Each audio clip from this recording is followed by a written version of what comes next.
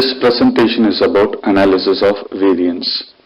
In this, investigator controls more or one factors of interest, which means each factor will contain two or more levels. Levels can be numerical or it can be categorized. Different levels produce different groups. So just think of each group as a sample drawn from a different population. So the investigator is going to observe effects on the dependent variable, whether the dependent one are having same group or in a different. So this is an experimental design that can be used to control the effect. So first we are going to look into completely randomized design. In this, the experimental units are assigned randomly to groups, which is subjected that the units are homogeneous in type. Only one factor or independent variable can be used, so within that factor various level can be considered. Analyzed by one factor analysis is called as one-way classification. In one-way classification, the investigator evaluates the difference among the means of 3 or more than 3. Right? The number of, for example, number of accidents for first, second and a third shift, it can be treated as one-way classification. Another example can be like expected mileage for 5 brands of tires. So what are the assumptions? Populations are considered to be normally distributed, and these populations have same variances, and the samples are randomly drawn and they are independent in nature. The null hypothesis can be put in this way, like averages are same for all the levels, and alternate hypothesis is they are not same.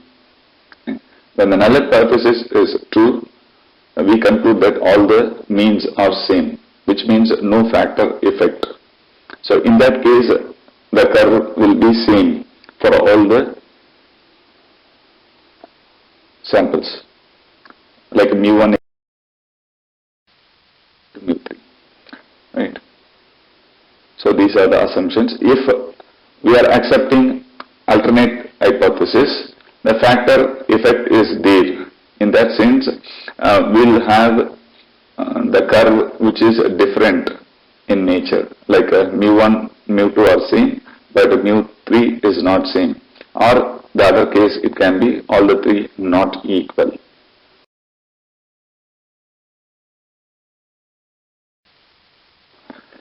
Now, we just find the total variation by partitioning into two. So one is variation due to factor, that is a column variation, and variation due to random error, named as A. Total sum of squares can be calculated by using this expression.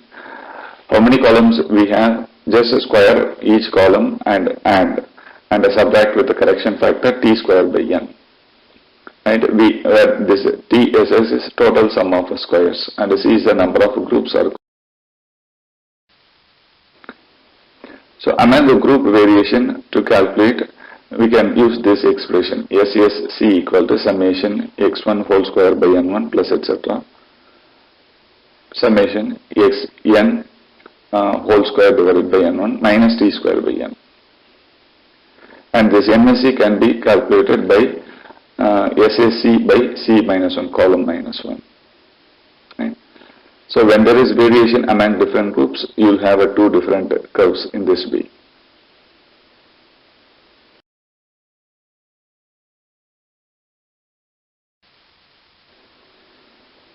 So this is error factor. SSC can be calculated from a total sum of squares subtracted with the sum of squares of column. So the error factor is given like TSS minus SSC.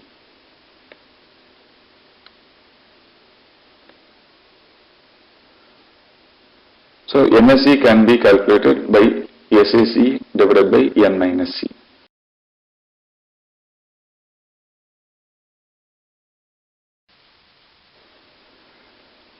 So after obtaining the mean squares, the degree of freedom can be calculated, which is what for column square C minus 1 and the mean square within sample it is n.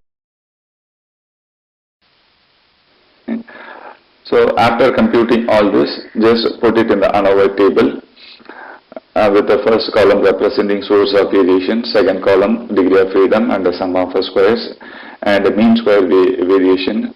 Finally, F ratio can be calculated. This F ratio should be found in such a way that F greater.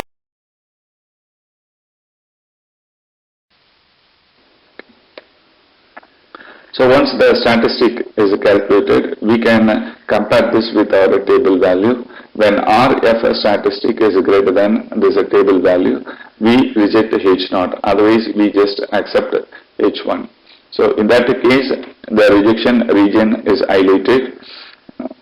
So if R statistics is greater, then we do not reject H0.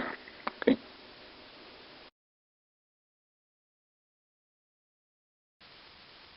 Thank you.